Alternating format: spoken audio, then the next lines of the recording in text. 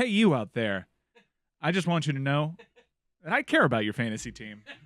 I actually do. That's such a departure. Normally, like this time of year is the time for hot takers to go, you know what? I don't care about your fantasy team. Nobody cares about your fantasy team. I only care about mine. In that case, I'll tell you about mine. Guys, I reached on someone in the 3rd round. Oh, tell me all about it. Yeah. I think he's got a new quarterback, a number 1 receiver. I think he can really... Oh, Jerry Jeudy? No? Oh, wow. That would have been early. That would have been early on Jerry Jeudy. That would have been all the way in. That would have been early, I believe, for Jerry Jeudy. A little too early. I think he's wide receiver 1. I think he's wide receiver 1. But a pretty low. low. Overall? No, for Denver. Like I see Cortland Sutton going ahead of him. I disagree. Yeah. Very crisp route runner. I love Jerry Jeudy. Give us more hints. He is the 2nd generation of his name. For some reason, the only junior that's coming to head is Patrick Surtain. But it's Michael Pittman Jr. Oh, okay. Wow, I'm high on him. Good answer. Good answer. I know it's a reach. At 3rd round might be a reach, but it's like, hey, I don't know if he's going to be there on the way back. You know that feeling where it's like, this is a little early for this guy. I had the 5th pick of a 12-team league, so it was like coming in the 3rd round. I didn't want to wait. Let me tell you something that I just discovered. I have a premium subscription to one of these fantasy sites, and it has like a live draft supplement. And for the first time ever, they unveiled historical data to help you draft. Meaning it went back into the past of other people's tendencies during a draft. So I know whether or not they're going to reach on a tight end or not because they never have before. It was incredible. Right, because there's this one. There's always the one guy in your draft that's a complete wild card. Yep. They'll take Patrick Mahomes 10 picks too early because they're going to go all in on quarterback that year. There's always the guy who you can't predict that doesn't fit. And when you do all these mock drafts and shit, there's no predicting that one guy in your league. Yeah. And so you have their history. I'm sure that's a massive help. This website, it was like Neo reading the Matrix. Like it was great predictive analysis. I knew where everybody was going. I was seeing everything. You guys all had your drafts already, right? I had one, a little warm up. I like to schedule a nice little warm up draft. One that you don't value too much, but you got to just get one in. I just told you Michael Pittman. What did you eat? It was.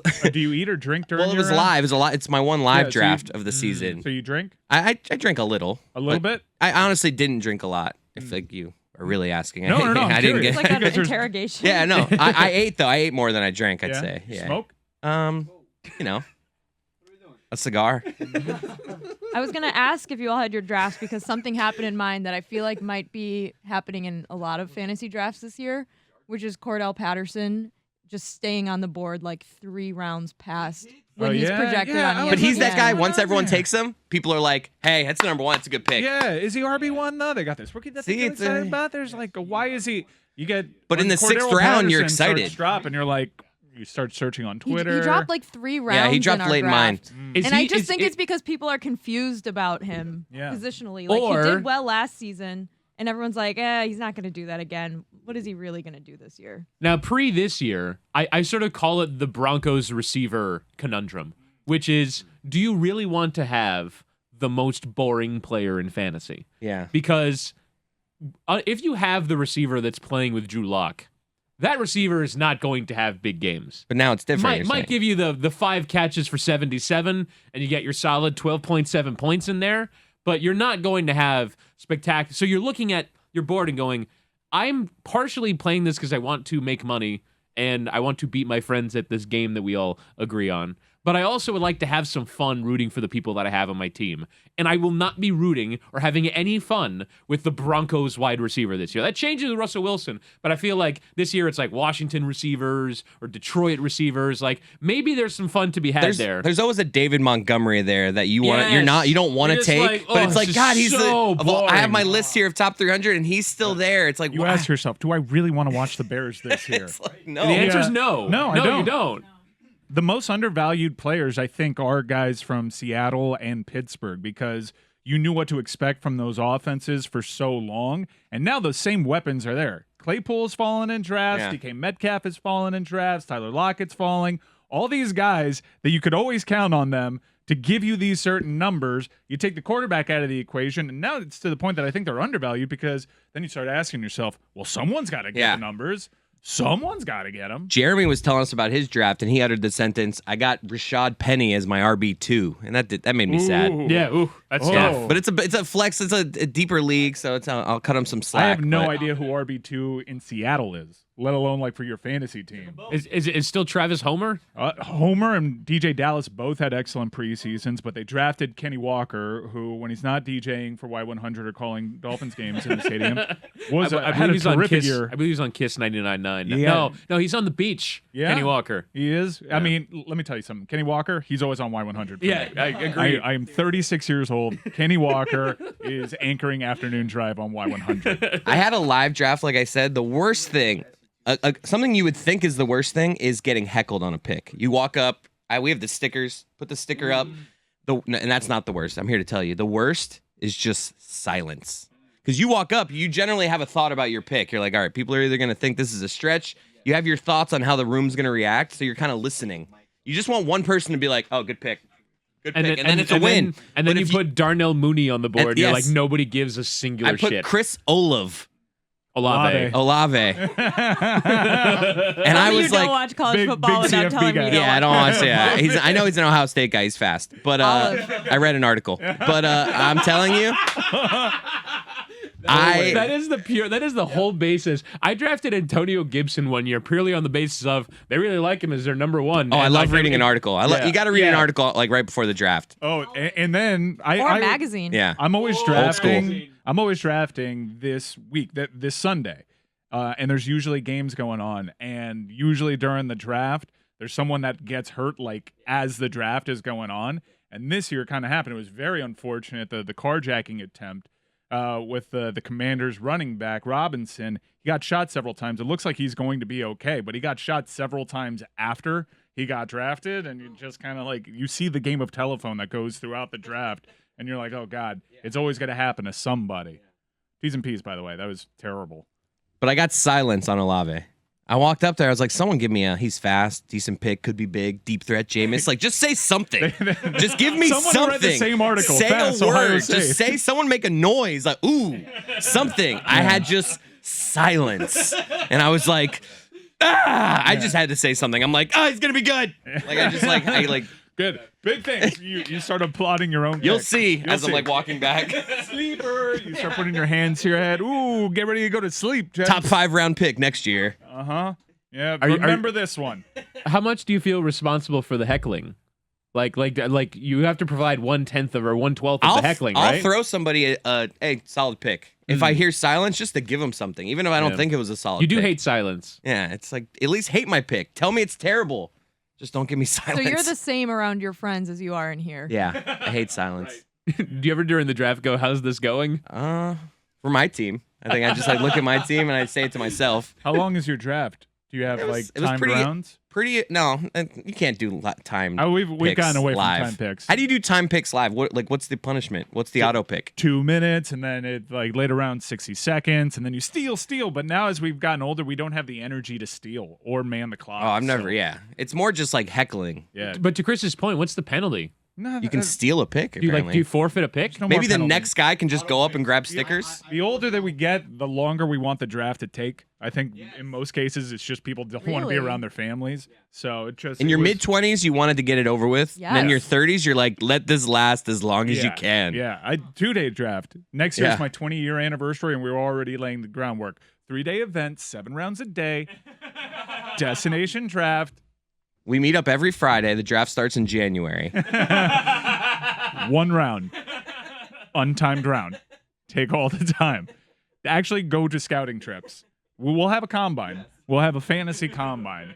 But you out there, I care. So please hit me up in my mentions, Chris. Like, let me know if you're feeling You're gonna good. regret that. Tell me about that 4th round pick. No. If I can help you too. If you're a super follower and if you're unsure about Patrick Mahomes, I see what's going on here. I mean, they've fallen off a little bit.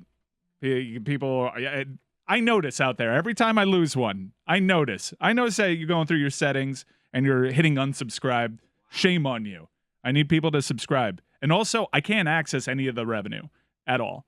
Why? Wait, no what do you one, mean? no one at Twitter's answering my questions. Do they just have all your every money? time, yeah, it's just sitting there. And anytime I send a message to Twitter or send an email, it's always like, well, this is an unmanned position, so sorry.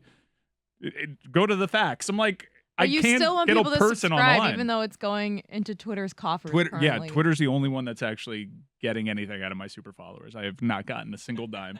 I have gone through the payroll website, and they keep it. I always feel like I'm getting somewhere, and then it always ends with email Twitter, and every email address is not an actual person. There's no way to get money actually from Twitter, but still do it. Super follows at Michael Ryan Ruiz. So many great nuggets. I went to a UM practice. No big deal. It was a closed practice. Look at me,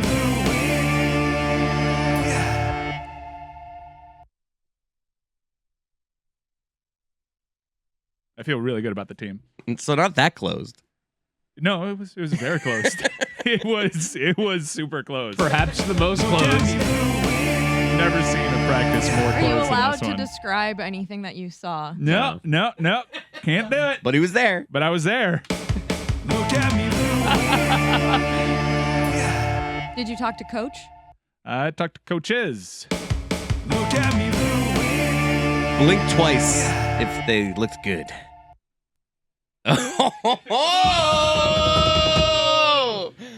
Here's one thing that I think I can say is I remember when I went to camp last year with Whitty or in the earlier years, and there'd be a couple to an open practice. Yeah, to open ones. Look at me. I didn't get the invite for closed practice this year. Not many do. Look at me.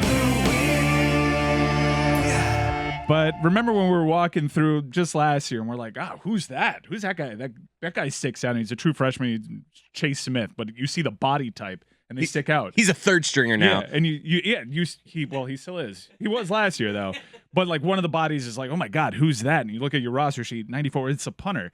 But this year, those guys that suck out from a body type perspective do not stick out at all. Like they're just a much bigger team, especially on the trenches, and the staff is like 3 times the size that it was before. There's really good energy, and there's plenty of time to get into college football season and specifically the Canes on other local hours. But I just wanted to tell you that I was at a closed practice. Look at me. I'm very excited for the season. What's your strategy when betting games that your team plays against these very small schools where the line will be like 50? Well, I was fading FSU regardless, and I was a little worried once I saw the height on that dude's pants. I unfortunately found out that was just a visual trick, and he had a red undershirt on under his jersey. No! I still want to believe that dude's pants look like Yeah, that. I'm going to believe it. Yes. I don't care what you say. Right. This is my truth. It's Duquesne football. I don't Yes. need to have integrity about the facts here. Yes. Oh, what is that supposed to mean? Don't be mean to the Dukes. No, I'm being mean to FSU because FSU failed to cover. So that's ultimately like I want to believe that FSU. I come from a long line of Duquesne grads, Whittingham. You do? The Dukes? My grandpa went there. Are they the Dukes? Yeah. Yeah. They got to be a little bit more creative than the Duquesne Dukes. I got to tell you. It's just they're the Duquesne Dukes, right? No, they can't be. What do you mean they can't be? What would you name Duquesne? They are the Dukes. There you go. What? Why did you doubt me? I'm literally, my family's from Pittsburgh. I told you my grandpa went there. I presume that was a colloquial nickname, not this is the actual nickname for the team. I thought you guys were just Stugotzing it. Right. Like, Duquesne, the Dukes. Well, regardless, FSU failed to cover the 41. Like, regardless, I was at that close As practice. soon as the rain delay happened, you should have known. Yeah. The rain delay always smacks things out of whack. Can we talk about the most predictable college football result maybe ever? And that's Nebraska losing. Why was it 13 points? I was so confused by all of that. It was a terrible line. It was just a vintage Scott Frost game. But everyone saying that made me think, all right, I got to bet Nebraska because everyone's kind of nervous about this game. It was so inflated. I'm 0-1 that on it did scare people away. But if it's a neutral site game, I'm gonna take 13 points against Scott Frost. He hasn't proven any damn thing. And the out margin there. of victory for all of their games, the majority of their games last season was so small. Like their point differential in the last, I think, 10 games or something is like -2. Like of the games that they've lost by 1 score. Is that CFB Reddit stat true? That if Scott Frost won his next 50 games in Nebraska, he'd still have a worse record than Bo Pelini? Yeah, I mean, I was looking at Nebraska's so on Wikipedia and on the college football pages, you can look at the record by coach by year. I was looking at it the other night, just browsing, and I was like, wow, Bo Pelini, that guy, 67-27 at Nebraska. He had a lot of double-digit win seasons. He never had a season worse than 9-4. This whenever I talk about Nebraska, I get really sad about the Canes because I realize that Miami's last national title win, let's not talk about the one that didn't count, the last national title win came against Nebraska. So for the same period, Miami has been as irrelevant on the national scale as Nebraska has. But it feels like it's been 50 years for Nebraska. And that's just how bad Jonathan Vilma hit Eric Crouch that one time, I'm guessing. That's how bad that beating was in that Rose Bowl game. I remember watching that, I was 9 years old watching that Rose Bowl. And even still, I was like, holy shit, one team is obviously better than, a staggering amount of difference between the two teams. But that was in this century. Yeah. That Nebraska was playing for a national title. And they have just gotten further and further away from that. Coincidentally, they've had a Martinez at quarterback ever since that game. And it just hasn't panned out for them. I can't believe Scott Frost can't possibly make it through this season. He cannot. It depends. I've heard that if they make a bowl game, he will be fine. And if they win 7 games, he will definitely be back. I don't know. This was one of the ones that they had to win if they want to get to that 6-game mark. He was a 13-point favorite. It's Northwestern. You know exactly who they are. You know what their ceiling is. That is, their ceiling is never what their ceiling is the floor in the eyes of many Husker fans. They have this really passionate fan base. You'd think that NIL might give them some sort of path to becoming nationally relevant again, but it just feels like we're further and further away. And I don't ever see Nebraska being that destination program that it was before. Nebraska cut its teeth and became this legacy program because everybody in the high schools ran the same scheme that the college football team did. Nebraska football had an identity from college football on down to Pop Warner. And as offenses expanded and we had the spread in college football offense, they just got more and more archaic. And now they're just a team without an identity. They have this huge pass, but no future. But the wild thing is that, I really thought that Scott Frost was meant to come in and bring, some level of offensive genius. It was the offensive coordinator, Chip Kelly. His offenses were amazing at UCF. And yet this team, every time I look at their numbers, they're fairly pedestrian offensively. And then he's after the game blaming his offensive staff for not being creative enough to, quote, win in this league. They did just hire Mark Whipple from Pitt, who did a really good job with Kenny Pickett's breakout season last year. And he's supposed to be... Can you have a breakout season at 27?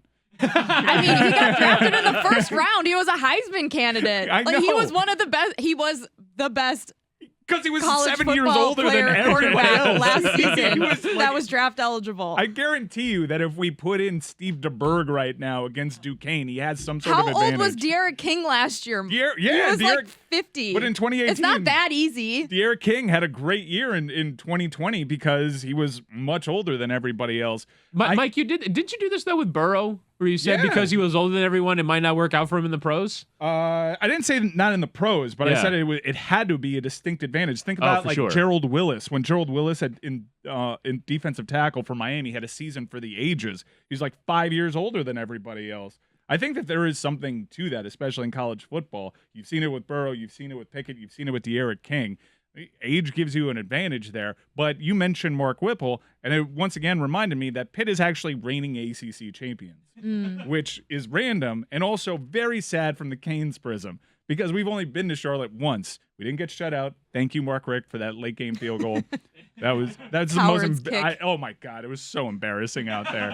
I was already driving back to Raleigh when we kicked that field goal.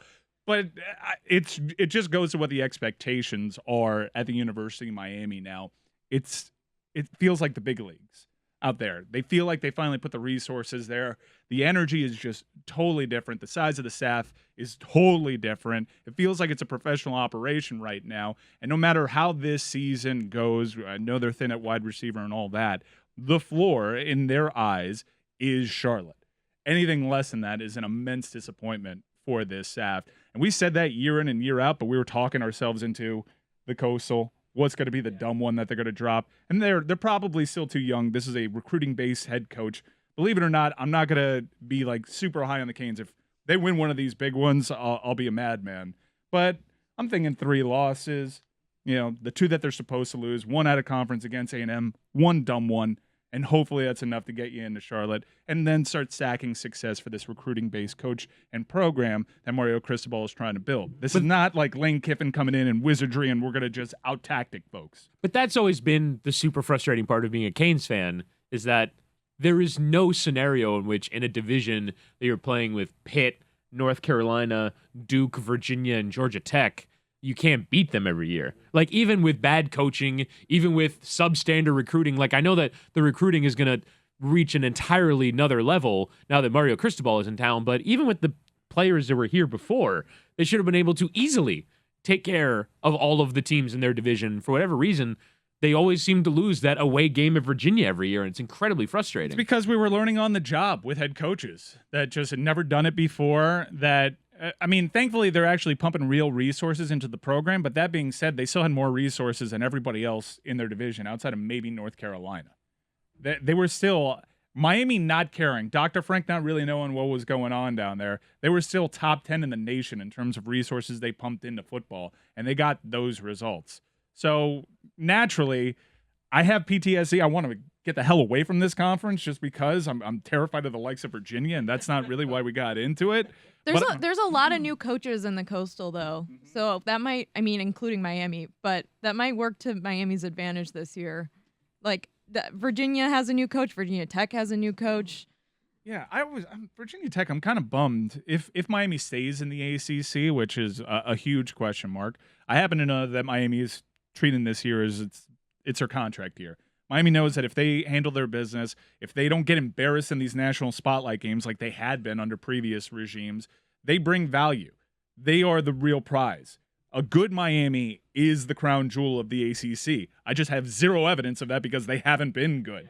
But they're sealing the market that they can clear. They're talk about Miami as a throw-in to the likes of these Big Ten and SEC deals, and that should not be the case. Miami is a major market. South Florida is a major market, and it's a prestigious program. And I really hope to God they get it turned around, because you can say this about USC, you can say this about Notre Dame, and you can say this about every Florida school, really.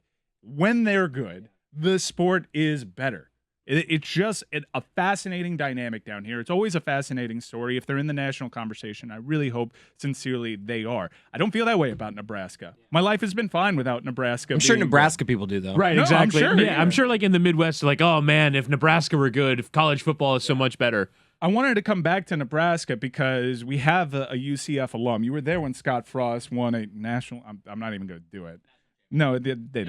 They didn't. All right, come to the microphone. Because He's been wanting to get on since we started bringing up Scott Frost. Well, Scott Frost he's wearing a UFC shirt, by the way. UCF. It's Monday. Yeah.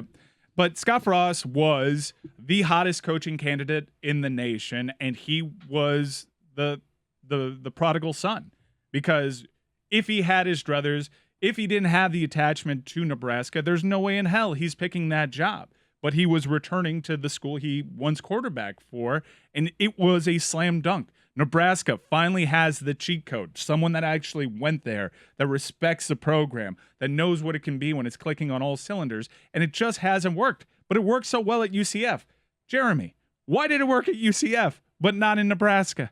He had athletes in speed in a conference that didn't play any defense. Let's be realistic. The defenses they were going against were bad, but the difference was the quarterback. Like, looking back at it, Josh Heupel wasn't this great coach. He went undefeated with McKenzie Milton. McKenzie Milton was a really great college quarterback who had Gabe Davis and Traquan Smith, 2 NFL wide receivers. Oh, I'm very high on Gabe Davis. I got him like 6th round, I He was think, my first 7th. wide receiver that I took. What? Yeah, he was my wide receiver that I took. Wow. I didn't take a wide receiver. Heavily on Gabe Davis. I did not take a wide receiver until round 5. Tony told me that this is the year to do that because it's super deep. It is at a deep wide receiver. Yeah. And so what I was doing, it was like I was scared of the guy that had Josh Allen. He was picking right next to me, so I was like, "All right, I see you." yeah. I was scared of the guy that had Josh Allen, and in my league, if Josh Allen completes a pass to Gabriel Davis, Josh Allen has half the points of that transaction. So I want to start getting the weapons for all the big time quarterbacks that I'm fearful of. So Gabe Davis, I don't know, is he that guy that we saw in that playoff game against Kansas City? Yeah. I can't tell. I think he is, but I'm also obviously incredibly biased. But between having those two skill position players, Jordan Akins was an NFL tight end. Like, you had a bunch of NFL skill position players and a ton of speed in the backfield on that team with a quarterback who turned out to be a really, really great college quarterback that everybody thought Scott Frost made. But looking forward, he played well with Heupel too, and Heupel wasn't obviously a great coach. But who made that program then at UCF? I mean, I cannot argue George O'Leary. So it has to be Scott Frost. He came in and started recruiting a bunch of kids from Orlando who were all 3-star recruits who were really, really fast, and you could put them in the AAC. And that year, given where they were defensively as a conference and where they stayed, it made a lot of sense that, look, they won a lot of one-score games, too. It's the opposite of what's happened to Scott Frost in Nebraska. Yeah. They won a bunch of games close and then blew out some teams scoring, 60, 70 points. Yeah, it's almost as if, like, all that juju has evened itself out, but he's had a different program, and now he's losing the one-score games. Is he just not recruiting the same kids? Are those kids just like, yeah, I'll just continue going to UCF? That's exactly what's happened. You built a good thing here, and just because you're Scott Frost doesn't mean I'm going to follow you to Nebraska. Absolutely. They got some kids to go out there, but realistically, all those Orlando kids that were 3-star kids stayed. Now Gus Malzahn has turned it into some of those 4-star kids in Orlando are starting to stay. So it's really crazy that ultimately Frost leaves after beating Gus Malzahn at Auburn. And now Gus Malzahn is the guy who went, why are you leaving there? I'm going to go ahead and take over what you had. Do you want to say Mackenzie Milton again? Because you didn't reach your quota. Mackenzie Money Milton. Okay. All right. So let's try to fix Nebraska. Turning his mic off. Jess, how do we fix Nebraska? Do they need to just go back to the option? I do think that they need to get. No, I think Get Paul Johnson in. They've been. Oh God, yeah, that's not gonna do it. They've been in most of the games that they've lost and just have not been able to finish games. Like, they need to stop getting cheeky and cute with onside kicks. That they was need so to just stupid. Don't let Northwestern have 200 running yards against you. Like, that's really pathetic. Just stop with, like, win some games. Like, stop giving up fourth quarter leads. Just fix it. Just fix it. They were close all last season, and it was there's a lot of people wondering, is it bad luck or just like a coach who doesn't know how to manage the end of a game? And if it's the latter, like, you can fix that. You can get better at that. Well, his quotes would suggest that it's almost as if he disassociated himself from all the decisions that came into play. When you lose a score by one game, you can hyperanalyze it, and it can come down to coaching decisions, and there are just far too many of those for Scott Frost. And if we're spitballing, by the way, and we're trying to fix Nebraska, there are no bad ideas. We cannot discount returning to the option. We just can't. I think that the only way, it does have prestige. It is a Power 5. It is a part of this Big Ten conference that is going to have the greatest television deal in the history of college football. It's not a bad job. It's just not sexy. And they got the sexy candidate. It hasn't worked out. They need to get one of these, like, coaching lifers that is not going to lose you a game tactically. I'm telling you, a guy that doesn't get an opportunity anywhere else. I'm talking about the Cutcliffes of the world. And just go over there and just continue being David Cutcliffe. Wasn't that what Mike Riley was supposed to be? And it wasn't. If you look back at Mike Riley, I bet you Nebraska fans are longing for the days of Mike Riley. No, they're not. No. They're not. They're not. You look at they were 4-8 in their last season. I have an idea, though. They're longing for Bo Pelini, though. I can tell you that. Like, I think Nebraska fans have mixed opinions on Bo Pelini. they went 9-4 every season. Yeah, now, but- it was 9-4 every season, but that's who they were. Nebraska fans don't want to be 9-4, though. They want to be like Miami fans don't want to be 9-4. You want to be in national title games. Try me. 9-4 in the Coastal. I'd talked myself into that over the last 15 years. Fair enough. I mean, maybe they do. Maybe they're so fed up that now 9-4 sounds appetizing. But I think the answer to all of this is pretty obvious. I was so brainwashed by all the Blake James bullshit and all the excuses that I was totally resigned to, okay, compete in the Coastal, let's get to Charlotte. Get to Charlotte 8 times in 20 years, that's fine enough. Thankfully, I shook myself out of that, and Miami's on its way to being a program that would never be okay with 9-4, hopefully. We also had no evidence that they would display the ambition that they've shown in the last 9 months. None. There was no evidence that the University of Miami was going to spend crazy on coaches, on assistants, on recruiting, on NIL, on facilities. We had no evidence that this was possible. You know what, and I covered this like over the fall when I was reporting on the Cristobal stuff. It legitimately was nobody asked. Blake James just didn't ask for the resources. But like He always assumed the answer would be no. And it took the Herb Street thing for it to finally land on. And Herb Street tried that like 3 times on College Game Day. He had gone viral with Kane's Twitter plenty of times. For whatever reason, that one really resonated. And it made Julio Franks say, hey, what's going on? And that to me is so frustrating. So frustrating because it was literally that. They weren't paying attention and they didn't have the leadership to ask for the resources. That's all it was down here. Well, and that's in some ways why hiring an institutionalist like Blake James was potentially someone who is going to have that ambition stop, because I presume they'd asked before, right? Like there was always this reputation that Donna Shalala was never going to give them that amount of resources and that would continue under a new president. But that new president was so academic focused. He just never, and so once all of a sudden the University of Miami is in national headlines for their president not caring, it's like, oh, that's interesting. Why don't we try and do something about it? But that whole confluence of events, like I don't think it can be underestimated how much that pressure from Kirk Herbstreit, from local media, completely changed the fortunes of this program. Because it's not just that they haven't been that in recent times. They've never been that, ever. When they were winning national championships, they didn't have resources that compared to other big programs. I appreciate, real quick, I appreciate what you did there, because you said from Kirk Herbstreit, that he got from local media. That got it from us. They did. It's the truth. He lifted from Barry Jackson. Barry Jackson listened to the local hour that week. Look at me, Louie. Herbie's back on the Canes, by the way. Death, taxes, and him picking them to win the Coastal. Yeah, well, Herbie's got a lot going on this week. Yeah. It was an interesting week for Kirk Herbstreit. A lot of time new on tan. on the tanning bed, yeah. A lot of tan. There was like, there were 2 instances where I was like, what's going on there? It was Kirk Herbstreit and Tom Brady, who is slowly transforming into my abuela Juana. And I think they're seeing the same colorist. What is happening there? I threw it out there and it was a conceivable, like everyone kind of bought my theory that part of this time away was he went back into the shop and got some work done. But then that post-game press conference, I don't know He's if like, was I got a lot lighting. of shit going on. Yeah. Brother, you do. I've never heard that from like the best quarterback ever. He's just like, listen, man, this last couple years, it's been a lot. This incredibly committed professional who throws during vacations in Cabo to make sure, in March, to make sure that his arm is just right for the NFL season. 3 weeks before the season starts, just goes, yeah, I had a lot of shit going on. I love that. I love that. Like, I know It's that the most humanizing thing he has ever And he said. dropped his age. I'm 45 years old, man. I have a lot of shit going on. I felt that in my bones. It was the one time that I finally got Tom Brady. It's like, dude, you have 7 assistants. You can't Like- have that like, much you going have on. enough money. Again, his income is the second income in his home, and somehow he has like, oh, I gotta take care of some stuff. Like He had to he's- run to and Whole honestly, Foods? The whole thing sounded like Stugotz. Like I've been dealing with this from Stugotz for 6 months. I recognized every part of the speech pattern from yeah, buddy, I'm old and a lot of things are going on. Down to him being gone for 11 Yes. days with Unannounced. as a surprise. He had trouble closing his mouth. Like his mouth was swollen. The hair is super dark, and we know that he's been coloring it, but it's full.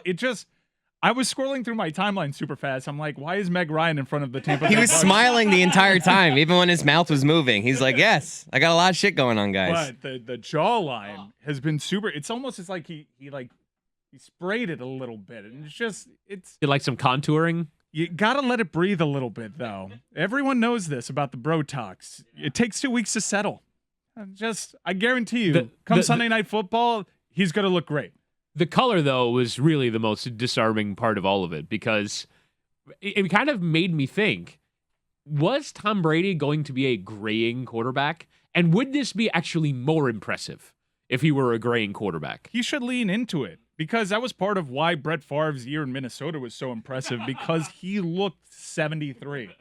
He looked like a haggard frontman from a rock band that had its glory days 30 years ago and was playing the State Fair circuit. Like, would Tom Brady look like Len Dawson if not for all this plastic surgery? Telling you, his hair is white. You could see the roots.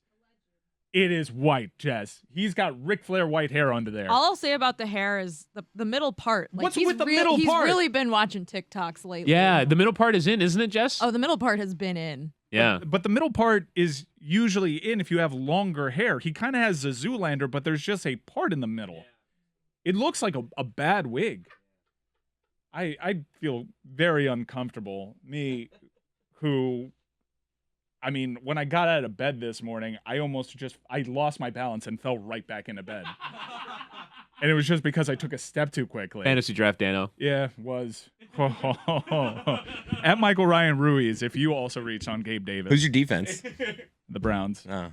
Yeah, it's the only Brown that I took, and this is like the reverse logic that I'm using. I like worked myself into a shoot because Nick Chubb was there, and I love Nick Chubb, one of my favorite players ever.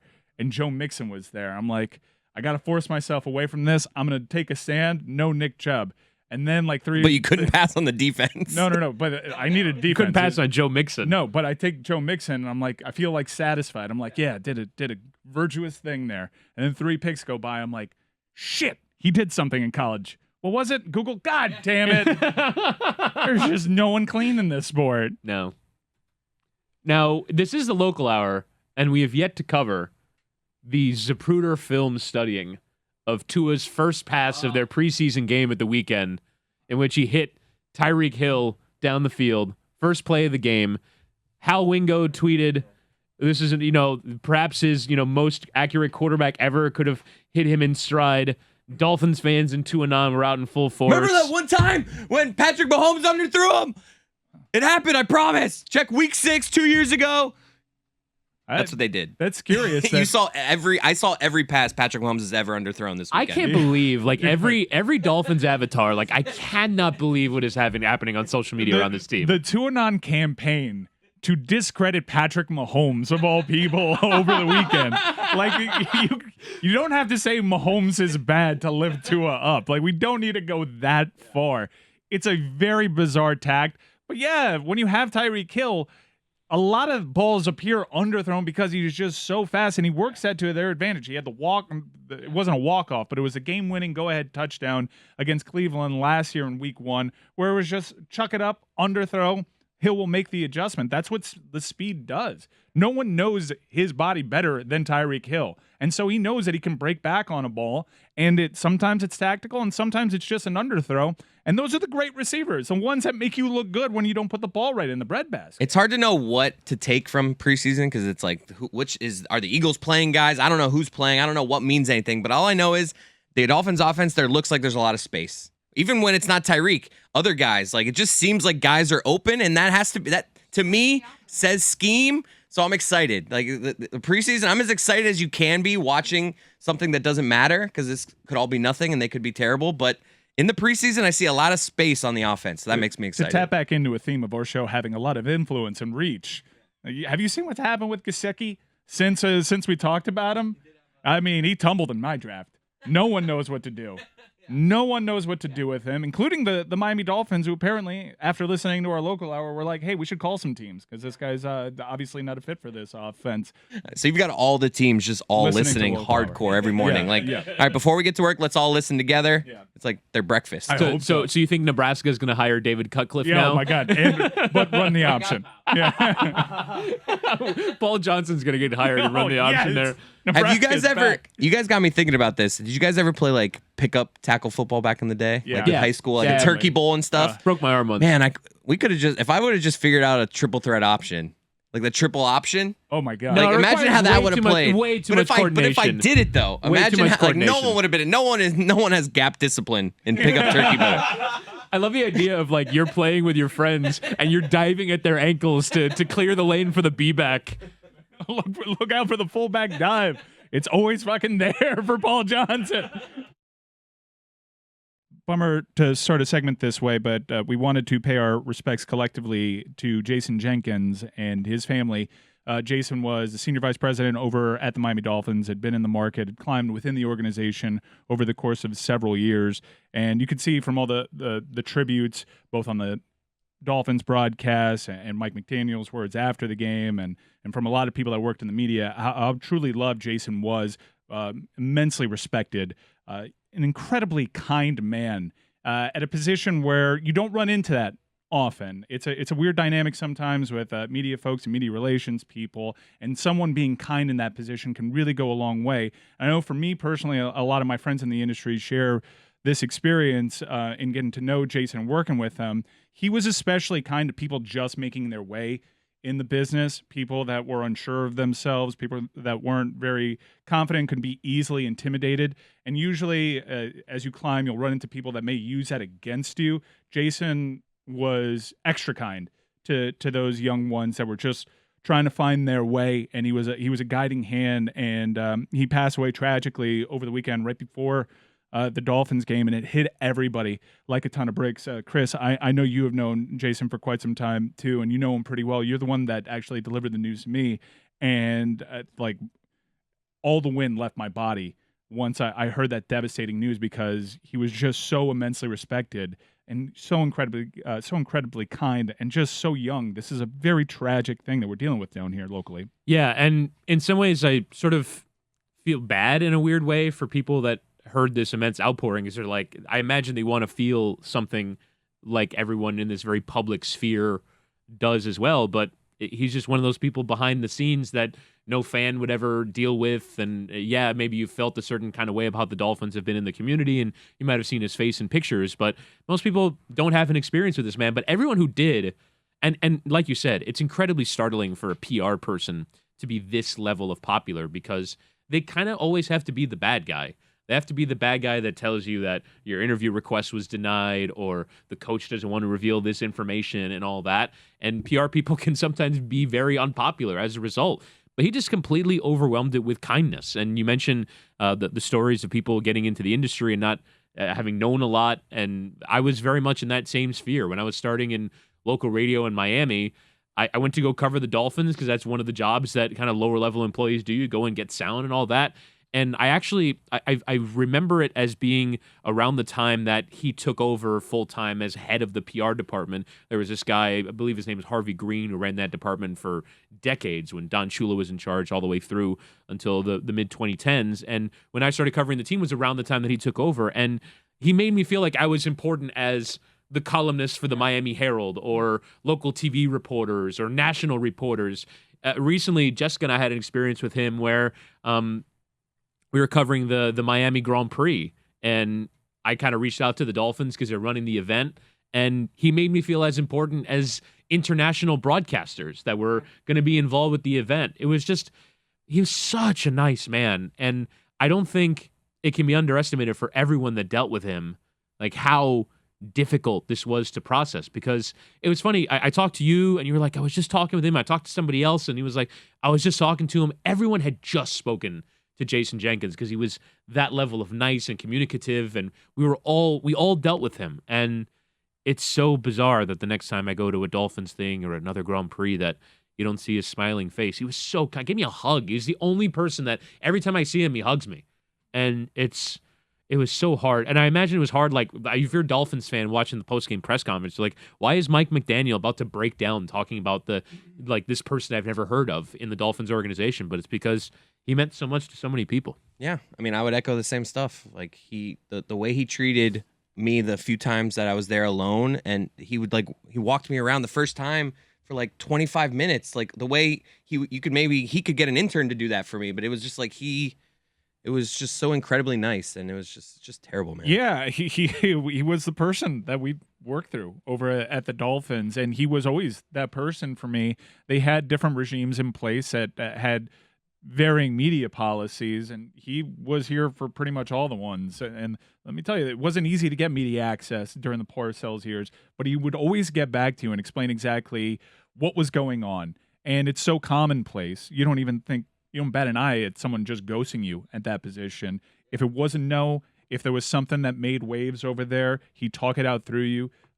He'd talk it out with you, and you'd get better as a result of it. He wanted everybody to be on top of it. He understood that everybody had a job to do, and he didn't want to stand in the way of that. And if he couldn't necessarily give you the access, he could give you an answer. And it was no surprise that he would climb throughout that organization and lead community affairs. And look, the Dolphins franchise, they've had a lot of negative headlines recently. Especially, remember, the seeds of the Kaepernick story kind of started down here. He made sure that he got out in the community, and the Dolphins were very, very active, and he championed so many causes, both with equality on the racial side, actually getting out there in the community. He would put his hands in the dirt to use a football cliche, and he would lead the front lines. And he was an absolute rock star for that organization. It was no surprise that he touched Mike McDaniel's life in that way, so in such a brief tenure, because he was the point person. And he was a point person for what became one of the biggest athletic complexes on the planet. If I had an F1 question, he was the kind of guy that if something happened to a credential or I needed anything, we were out there shooting for tennis when the tennis was in town. And I would always work through Jason Jenkins because I knew he had my best interest at heart, and he was the guy to go to there. And he was so spectacular at his job, but I should say he was spectacular at being a person. He was incredibly just kind, right? The kindest individual you'd ever want to meet at a position, like I said, that you don't necessarily. It really sticks out because it's tough. You're the gatekeeper for so many folks, and he went over and above just the call of duty of being a human. He was that caring, that loving, that respected, and it's truly, my heart breaks so much for his family. He was such a young man, 47 years old. And he had 3 kids, and he leaves a wife as well. And my heart absolutely breaks for what she's going through, but also my heart breaks for his coworkers over at the Miami Dolphins organization and it's a tight-knit fraternity of just media people that would deal with him, but also media relations folks from other franchises in the market, and they all had the same great things to say about Jason Jenkins, and it's just a truly devastating, tragic loss. Hard to make sense of it. Right now, we're all kind of looking for answers, and you wonder how someone so good can just be taken away like that with no real reason behind it at the moment. We're all struggling for answers. I know we're going to plan on probably going to the service, and I really hope that I don't know if there's news items out there or articles. I know that some local media people have been posting their own interactions over the years with Jason Jenkins, and take a moment to look up on that to give you some insight on just how fundamentally decent this person was, how he was using his position of power in that Dolphins organization to not just make individuals better, but also the community better. He spearheaded so many of their charitable efforts, and they were better for him being there. And we're really sad as a show. We're really heartbroken individually. He was a good friend to all of us. I'd consider him a friend. Anybody that kind of met him would, off the bat, feel like they were friends with him. And that was the kind of guy that we're talking about here in Jason Jenkins. And I once again, would like to send our thoughts and prayers over to his family that have been left behind. There's just a gaping hole over there in that organization. And this is going to take quite a while for everybody to kind of feel their way through this one, because he was that good a person. So rest in peace to Jason Jenkins. We admire you. We respect you. You were a great friend to all of us, and we're worse off without you here. I will admit that late in this draft, but I feel like I do this in every draft, I'm like, damn, there's a lot of receivers still available. But that's every year. There were so many receivers. So for those I was totally wrong on what Tony told me to do for the draft. He told me, just take all the wide receivers. Correct. And I understood, like, you can wait on wide receivers because there's so many. No. There's so many receivers. So there's a massive run on wide receivers. I've been in a bunch of drafts where all of a sudden Justin Jefferson pops up at 2, Cooper Kupp is getting taken early, Stephon Diggs top 3 in my league. Right. Like he should, by the way. But what I was trying to tell you is in a PPR, and it depends on how many flexes or how many starting wide receivers you have. Like, you want to slam wide receivers. Depends on your build, right? Do you want to do hero RB where you take one really good running back and then empty out the clip on receivers? Do you want to go zero RB where you fill in on back end guys? Like, it all depends on your strategy. You just went triple running back, quarterback, and then Gabe Davis and Lazard are your starting wideouts. No. I have a problem. No. Lazard isn't my wide receiver 1. He may be Green Bay's wide receiver 1, but he's not mine. I also have Tony from Kadarius Toney, right? from the Giants. Mahomes is my quarterback, and I figure someone's going to pick up the production that Tyreek Hill left But behind. you didn't pick Juju. I didn't take Juju. I'm not high on Juju. I think it's going to be Mecole A Hardman. lot of people are high on Juju right now. I got a guy. I got a guy Let's with hear that it. in that offense that I took just because I wanted. I Sky read Moore? it. Yeah, Sky Moore's good. He's Yeah, he But went. But he's little also sneaky like guy. down the But depth chart. Isn't MVS like the speedy guy? Yeah. And they're losing the speed with Tyreek Hill. Correct, So but they'll they're lean still on going to play Hardman. they're still going to play 2 high safeties on him though. Okay, but is Juju going to be splitting out wide, or is he going to be a slot guy because he was a slot guy in Pittsburgh? I think he's going to be doing both, but I think he's going to be primarily in the slot. You think he's wide receiver 1 in Kansas City? Yeah, absolutely. Really? Well, what wide receiver 1 is Kelsey, right? Like Yeah, always. he's wide receiver 1. This is a good but point. Wide receiver 2 is going to be Juju. Okay. I mean, entering. I was so down on Juju from what happened. Me And too. It was a byproduct of. But what happened? He was hurt like most of last season. And Ben was horrible. But even when he wasn't hurt, he just wasn't. He was. What happened was he they was had, good when he wasn't hurt though. I think Pittsburgh, and you're the Steelers fan. What I'm doing with Juju was he was the 3rd best receiver on that team.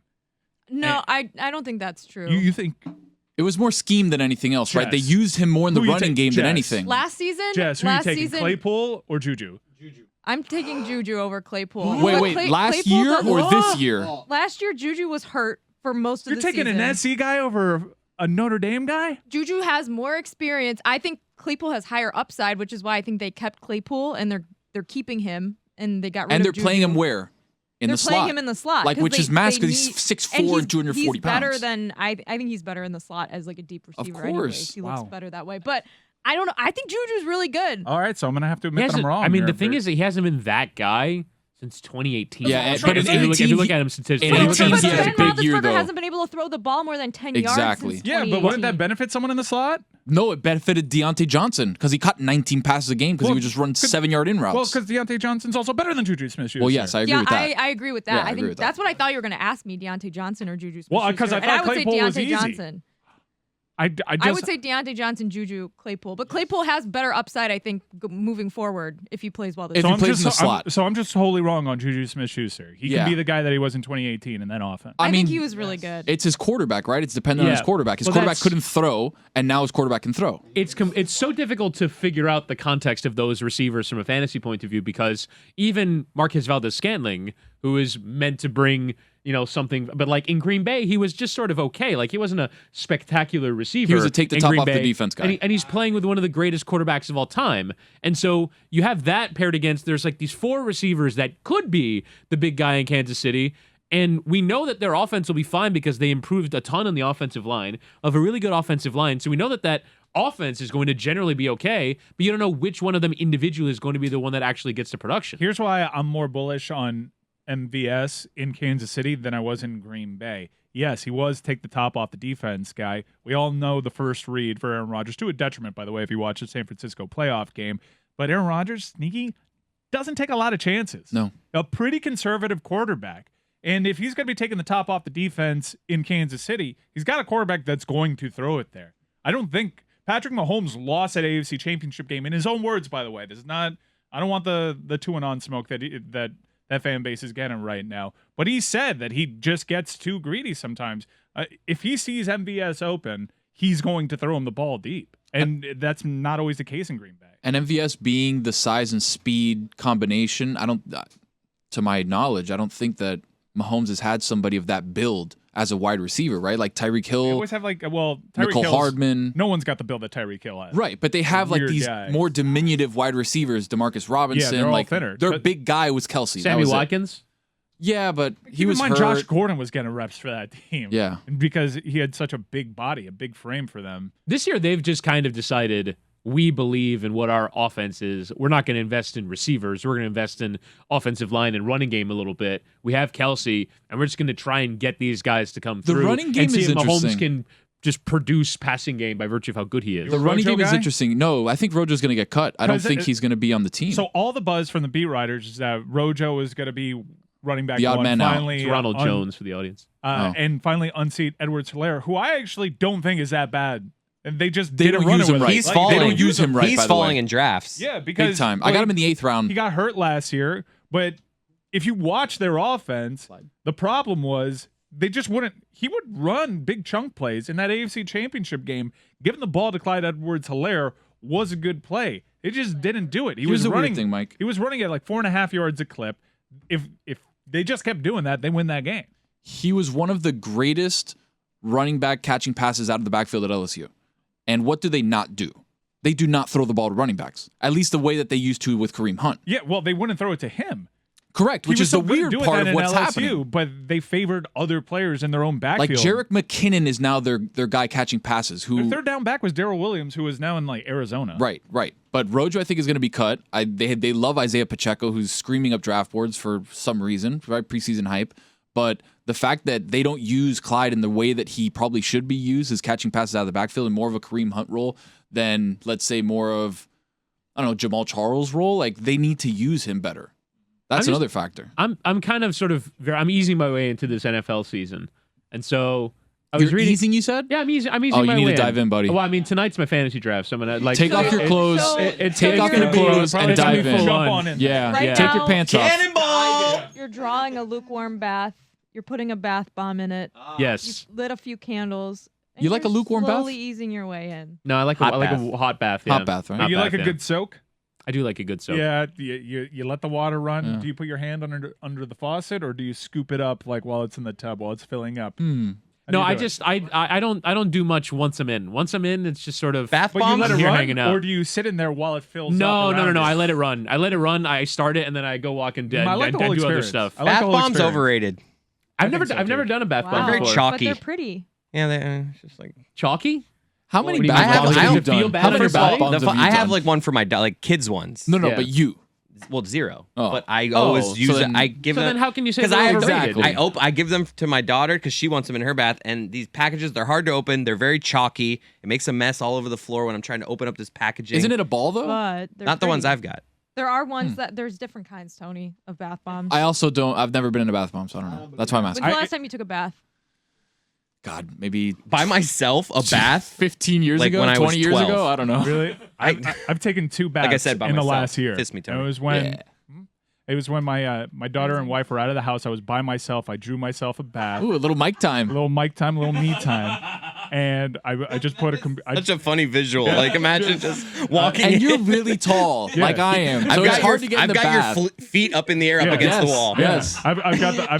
I've got my hair in a towel. I'm just sitting at the edge of the Listening to tub. Sade. Yeah. Oh, this- brother, you better believe You it. have the towel across your body Yeah, I right got the here. Sonos. I got the Sonos in there, and it's always like in the middle of the afternoon, and I'm Ooh, a I'm little watching afternoon golf. delight. I'm just sitting in the tub, just watching golf, cracking open a tub Miller Lite, and just having the time of my life.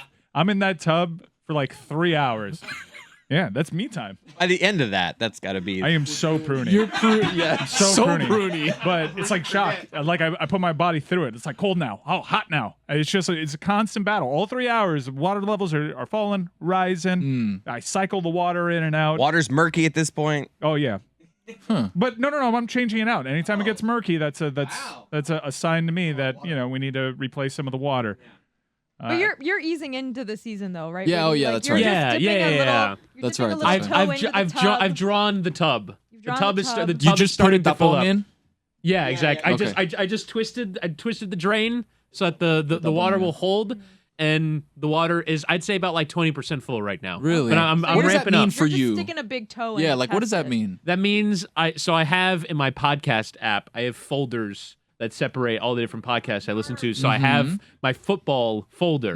I've just started to go in there and just like I'll just fire up, Fantasy Focus and the Ringer NFL show and just a bunch of football shows or just like the Athletic Football Show. Just trying to cram information in there to know stuff about teams. Seems a little late, by the way. Go off, King. Yeah. You should have done this like in June. Start drawing bats. Why? Start drawing No, bats in June June. is too You know early. what? No, There June is not is- too Way early. too early. 2 weeks ago, at least. Here's what I've realized though, is that really the whole key to NFL analysis is to just make a decision about something based off no new information. Since 100%. since yes. January and now, I'm just gonna decide I'm a Tua guy now.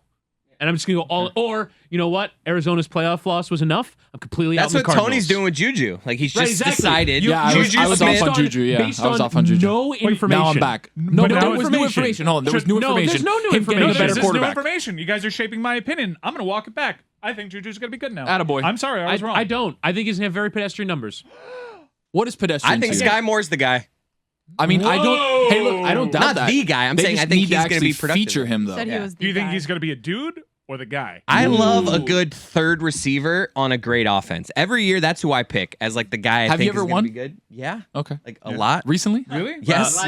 Tony is having a go at No, you no, I'm here. asking because that's your my way of big saying mo- I think you're secretly shitty at fantasy football. How many times have I'm you won? asking. My big money league that I'm actually not. I'm moving on from it because Wow. a lot of politics. We don't need to get into it. Controversy? Not a big fan of the league anymore. Oh, but I've wow. been in it like 10 years. I think me and my partner won 3 or 4 times. I do kind of want to get into it.